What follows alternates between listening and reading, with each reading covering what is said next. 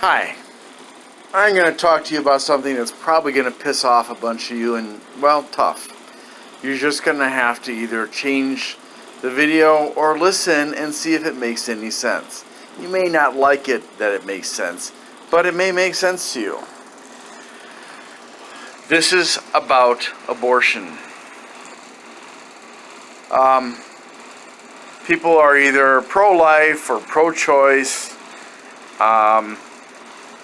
And some people, of course, are not sure what to think about it. So, should abortion be allowed? Should we look only at the use of abortion for specific situations, such as the baby is going to die anyways, and trying to give birth to the baby is putting the mother at risk, or the mother was raped, and she obviously isn't going to want the baby, and who knows, maybe the baby is going to be a psychopath. The baby is severely ill, and the having the baby will be mental and physical and financial duress for the family, and probably cause the parents to divorce.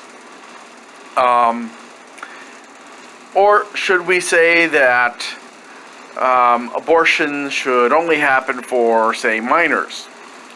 Should we say then maybe instead that abortion should be for people who have specific reasons that, like they were trying not to get pregnant, and even despite their best efforts of, say, a pill and a condom, they still got pregnant. I mean, it's pretty unlikely.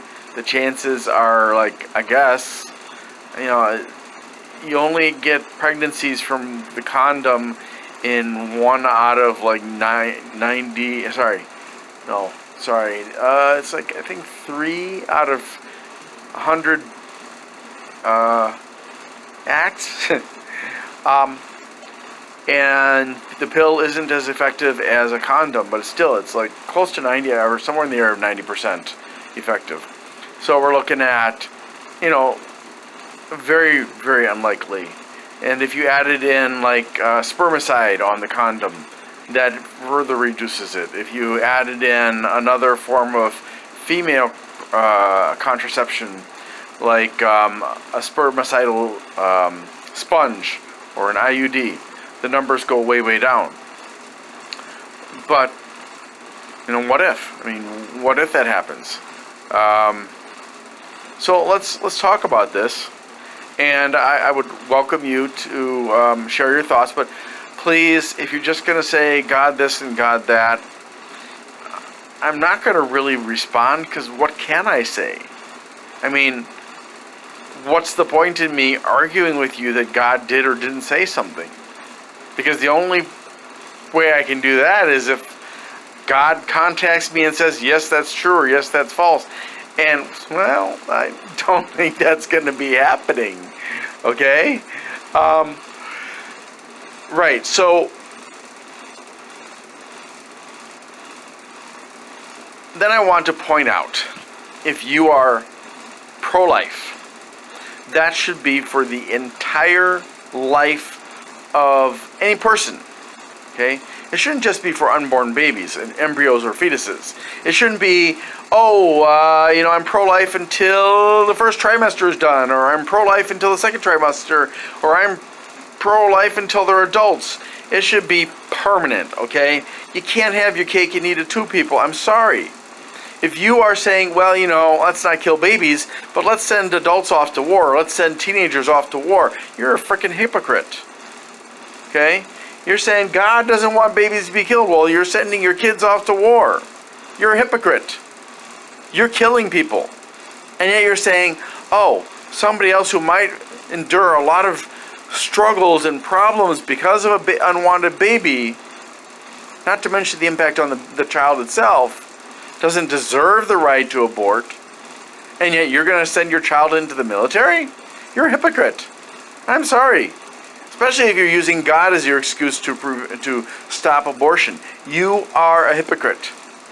There is absolutely no excuse, in my book, for somebody who is religiously opposed to abortion saying that it's okay to send a teenager or an adult into war. No excuse. Because not only are you sending that person to their possible possibly being wounded or even killed, they're killing other people. So whereas an abortion only kills one person, or in the rare case when an abortion goes wrong, with illegal abortion at least, illegal abortions, there are a lot more people who get hurt and die.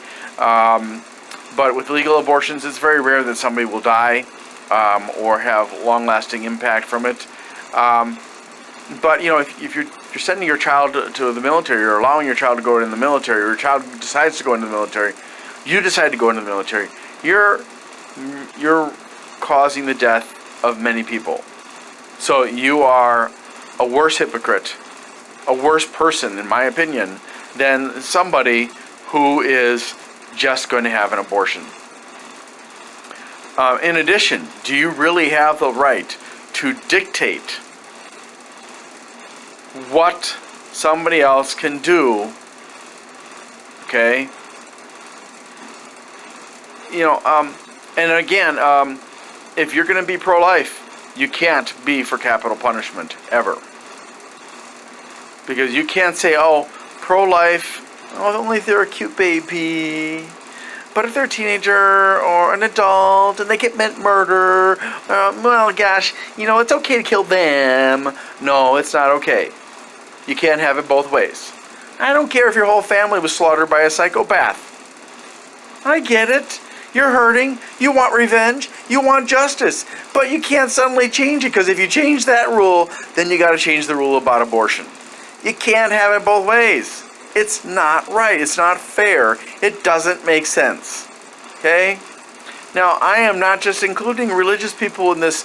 Those people who are against abortion for other reasons. It doesn't make sense. Yes, I get it. Babies are cute. Babies are adorable. They deserve to be loved and protected. I absolutely agree with you. But children deserve to be loved and protected and adored. Your children, when they're adults, may also deserve that, or they may have pissed you off so much you don't ever want to see them again. Come on. You can't pick and choose like that when it comes to a major thing like this. Okay? Now, I haven't even stated my opinion, right? I'm going to save that for later on, perhaps. Perhaps I'll tell you. Perhaps I won't. Alright, so let's look at the next thing. Okay? What about somebody who's pro-choice? Well, is a pro-choice person imposing their will, as pro-lifers are, on other people? No. They are protecting everybody's right to make use of a medical tool. Okay? They are not imposing their will, because if you are a pro-lifer, certainly the fact that you have pro-choice should not influence you to use abortion, unless you feel pro-choice is only for most situations, and things like medical emergencies or rape or whatever are outside of those bounds. And I get that. Still kind of a hypocrite, but I get it. It makes sense. It's a good excuse. So what are you going to do here? If a pro-life person says no abortions, that means they're imposing their will on, and if this becomes law, I should say, like in Texas, it's just become law that abortions are illegal after, I forget what it is, after the first trimester, I think it is. Hold on a second. Let me just take a look here real quickly. Okay, after 6 weeks abortions in Texas are now illegal. Now, just for frame of reference, abortions typically are done in the first, what was it, 9 weeks? I think that's what it said. Hold on here. Where was that? in the first less than or equal, up to the 9th week. That's when the majority of abortions are performed. In fact, specifically, number of abortions performed within the first 9 weeks, that's 3/4 of abortions were performed at or less than 9 weeks gestation. Nearly all, 92.2%, were performed in the first trimester. So we're talking about embryos versus fetuses. Now, I can't get into the whole argument of whether or not there's a soul at conception, or there's a soul after the first trimester, or there's a soul when the baby is born. That is something that varies from culture to culture and religion to religion. There is no agreement on that, and there can't be, because there's no way to know when or if the soul is in the body. I mean, is the soul... and this is getting into a whole very sticky mess with theology, and I'm not going to touch that in this video. I'm not going to talk about this. It's just not possible. Okay? Alright, so pro-lifers are taking away people's rights. Pro-choicers are giving it. So if you're one of those people who refuses to wear a mask because it's your right to refuse, or you're refusing to get the vaccination, and even though you're a doctor or a nurse or a teacher or somebody else who's in constant contact with people who are at risk, then you should be actually pro-choice, because you're basically saying, well, I have the right to, even though I'm in a job where I'm exposing myself to lots of people while I might be carrying a disease, I have the right to refuse to follow the mandate of a vaccination just because it's my right. So you're actually not pro-life, you're pro-choice. Even though you don't want to admit it, you are hypocritically pro-choice. So you're going to risk the lives of doctors and nurses and teachers that you work with. Whoever it is, whatever field you're in, you might be risking the lives of old people or children or something like that. But if you are refusing to get a vaccination, you can't be pro-life. It's just, you're not pro-life. You're being, you're willing to say, well, my freedom is more important than people's lives. Sorry, that is what it is. And you can try and deny it all you want to, but it boils down to that. You may not have even thought about that fact, and I hope you will now. But when you refuse to do something that medically protects other people, you are not pro-life. You are pro-choice. Okay? Because you're also putting at risk the very babies that you covet and love so much with your pro-life stance. Okay? So, pro-life people restrict rights. Pro-choice people give rights.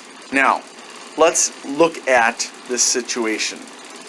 So, you can, if you survey people who get abortions, why do they do it? Well, some, again, like I mentioned earlier, there are medical reasons. Like, I know a family who they discovered that their baby was, and I'm not sure what week the baby is in, but they discovered that the baby has a disease. It's a genetic problem that would cause the baby undeniably to live a short life. Most likely having surgeries and suffering a lot and dying within the first year. Their chances of survival past the first year are very, very low. And I'm sorry, I don't remember the name of the disease, but I did take a look at it and I asked about it, and that's the situation. We are not technologically able to save most of those babies. And so what is that going to do? Well, first of all, you're going to have a baby born and you're going to know, oh, I'm going to lose my baby. So you've got the constant stress of that. Then there's the constant stress of the financial burden that you're going to incur by having that baby, which destroys families. A lot of families are destroyed by poor finances. And when it comes to medical trauma on top of finances, woo, you are looking at a very, very high rate of failed families. You're looking at a very high rate of usually the woman being saddled with a sick child while the man runs off. And may or may not give child support. You're looking at a lot of struggles and problems for that family, that splintered family, and you're looking at a higher rate of things like the children growing up into poverty themselves, of becoming criminals, of not being able to finish school because they have to help their single parent take care of their sibling, and a whole array of consequences that come with not being able to abort that child who is either high maintenance or a short life and high cost to keep that child alive for that short time. And then when the child dies, there is the mental anguish of losing that child, and there may be a sense of relief. Oh, I don't have to worry about the medical costs anymore. Then they'll feel guilty about that. Oh, how can I possibly feel that way about my own child that I love? So there's this whole conflict that destroys mental health. So you get people that develop depression and other problems that cause them to be unfit parents. And this happens a lot. So by being pro-life, you are forcing people to go through situations wherein they suffer immensely. And a lot of them are never able, especially if they are already in a poor situation financially, and other factors, many other factors, they often are unable to get support, and many of them don't seek it.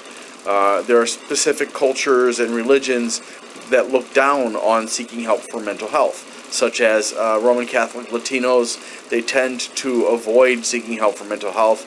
It's kind of dealt with within the family. I know a Roman Catholic, Hispanic or Latino family, and there was one person in that family who had schizophrenia. There was a boy who was sexually molested, and they accepted that the man had schizophrenia, and it made him pretty scary sometimes, especially when he was out drinking. But the child received no help for the sexual abuse that he endured, and they denied it. I'm not singling out this ethnicity or religion, okay? This is just an example. So, if you are pro-life, you better be prepared to shell out money to help all the families that are going to struggle because they have to keep that child. And you may say, oh, well, they took the risk. They deserve it. Really? Maybe you can say that. But does the child, the unborn child, deserve all of the negative consequences of your insistence on pro-life? So, say we've got a crackhead mama who gets pregnant. She gives birth to a crackhead baby who's going to be a crackhead most likely its entire life, if it even survives into adulthood. And that baby's going to end up probably a ward of the state, running through the foster system, and where you are at risk always of abuse, physical, mental, and sexual abuse. And that child may grow up to be a prostitute to support their crack addiction, and they will most likely be involved in other types of crime, sometimes a violent crime, in order to score crack. So, what have you done for society? What have you done for the mother? What have you done for the baby? You have increased the suffering of the mother. You have put a baby into a position that it doesn't deserve. And it's going to be a lifetime situation. And you've put a burden on the state. You've put a burden on the foster families who actually care about these babies. You've put the child into a position where they might be abused by foster families that are not nice, and so on and so forth. So you're actually causing a child that wouldn't suffer if they'd been aborted to suffer for a lifetime. Okay, let's look at a different situation. We have a teenage girl. We'll just say the boy is the bad guy, okay? So we'll make it really easy for you, okay? So there's a man. He likes teenage girls, and he finds a teenage girl and he has sex with her, unprotected sex. He always, and he gets her pregnant. And then she tells him that, oh, I'm pregnant. And he says, oh, really? Huh. Well, it's not mine. Well, you're the only one I had sex with. Well, it's still not mine. I'm not, bye. And so then this person likes to choose girls who are from poor families. So what are they going to do? Run to a lawyer? Sue the guy? Get a DNA test? No. That's not going to be possible in many cases. Even if they know what their options are, their chances of being successful, especially if the man that got the girl pregnant is rich, the chances of success are not very good. It's going to take years and lots of money, and it's going to be very financially stressful for the family. There's going to be a teenage daughter. There's going to be a baby that they may not have the financial resources to take care of properly. And even after the court declares that, oh, you are the father and you are going to jail because you had sex with a minor, how is that going to help the family? The father's in jail, can't earn money, so can't pay to help take care of the child. So once again, we're talking about a situation in which a child is going to grow up potentially in a very bad situation that is going to increase their chances of not being able to earn good money at a job. They're going to increase their chances of not being able to finish high school, not being able to get into university, not being able to afford to go to university. You're going to increase their chances of not having a good nutritional lifestyle, and which increases their chance of having a lower IQ because stunted growth, because nutrition, especially in the early years, is extremely critical for both physical and brain development and intelligence. There are direct ties to those things. You're looking at the child herself, if it's a girl, becoming pregnant before reaching adulthood, and the boy, if it's a boy, making girls pregnant. And, so, all right, another situation.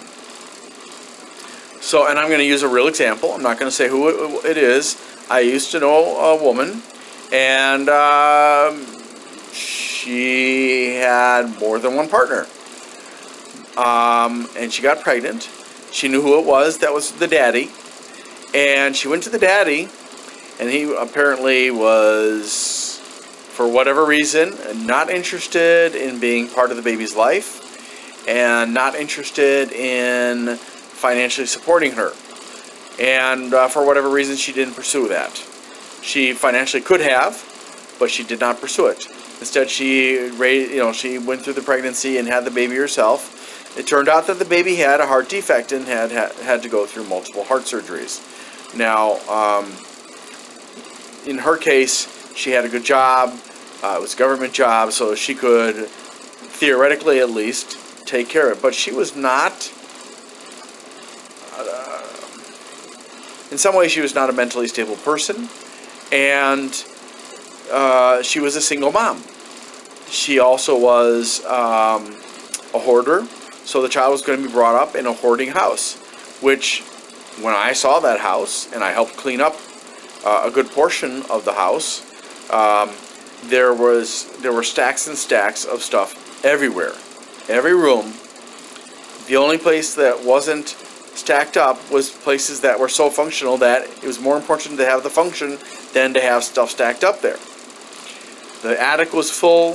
The second floor with the bedrooms was full. The first floor with the the living room and the dining room were full. The kitchen was partially full. The bathrooms were, and then in addition, she had a couple of cats, so there's cat poop all over the place because she wasn't taking care of that.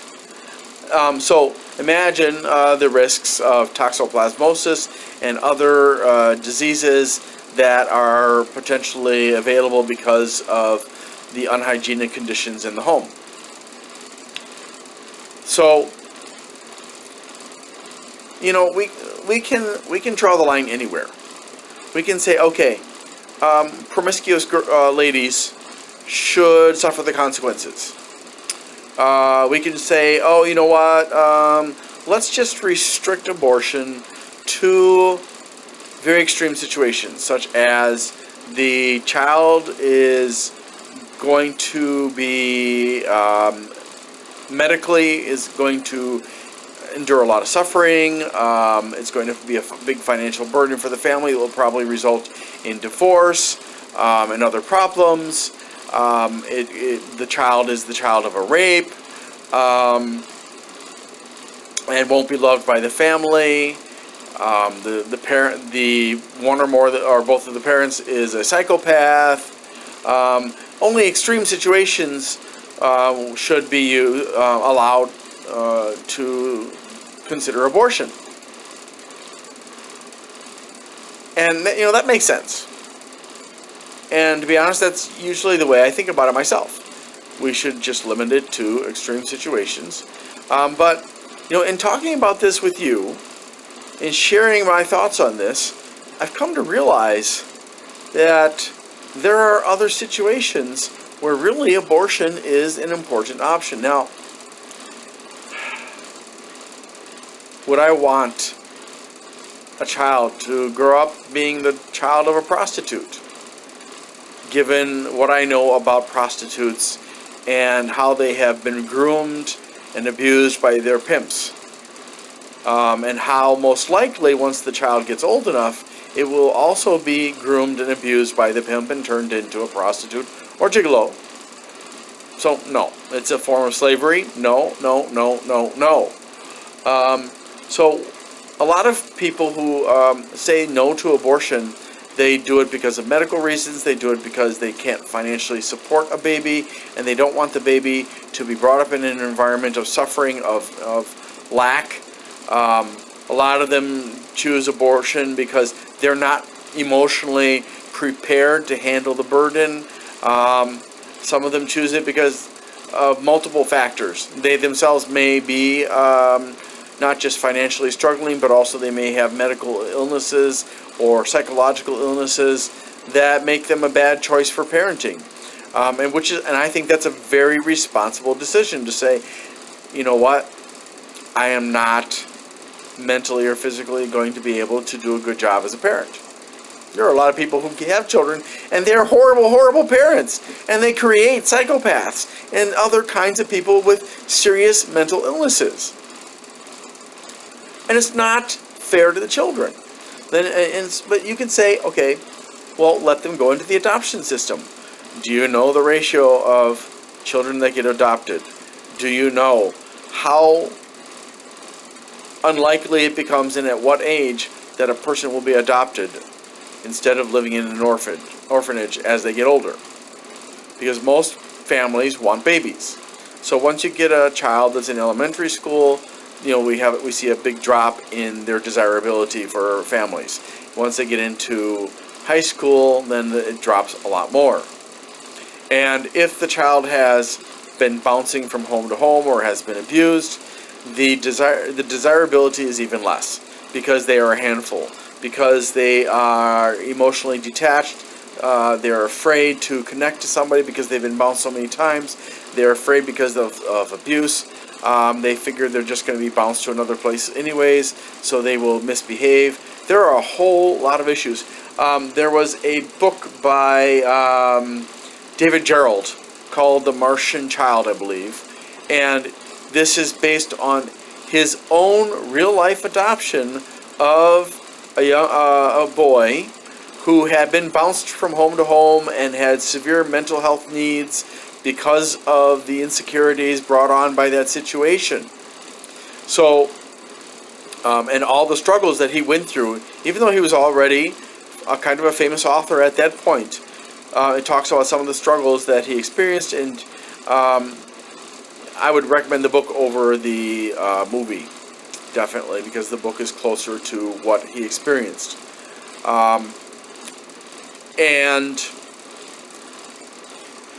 you know, let's forget about the parents, okay? Let's say, you know what, you made your bed, now you gotta lie in it, right? But what about the kids?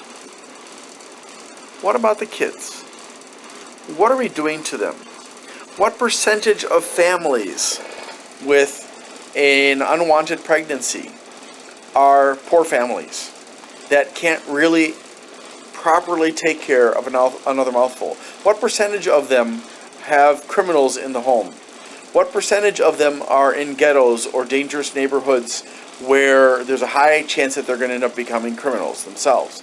What chance of it is that they're going to be born into a family with mental health needs that won't be met, or physical health problems that won't be dealt with properly? What chance are we going to see that these kids are going to grow up and not be fully functioning members of society? They'll be a burden on society. Or these people will become drug addicts or criminals, or both, and they will become an even worse burden on society. What about them? What did that pro-life decision do to them? It basically is, pro-life is forcing these people, through no fault of their own, to be born into a situation that predisposes them to a life of suffering and a life in which they make other people suffer as well. Is that really fair to the child, the unborn baby? Is it fair to their family? Is it fair to society in general? Is it fair to the victims of that child that you want to save?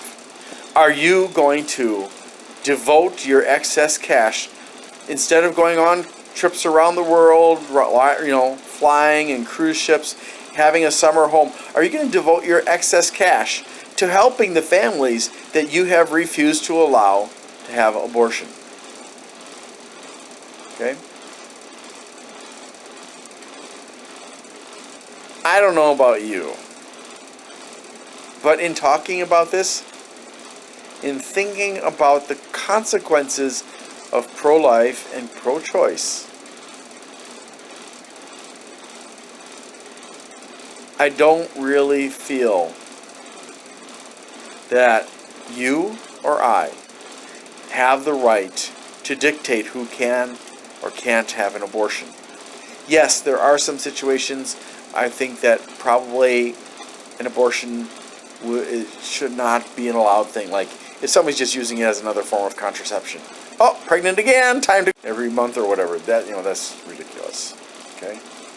All right, well, thank you very much for watching. And I hope that you'll give this some thought. Even if you don't change your mind, at least I hope you'll think about it. Thank you very much, and have a great day.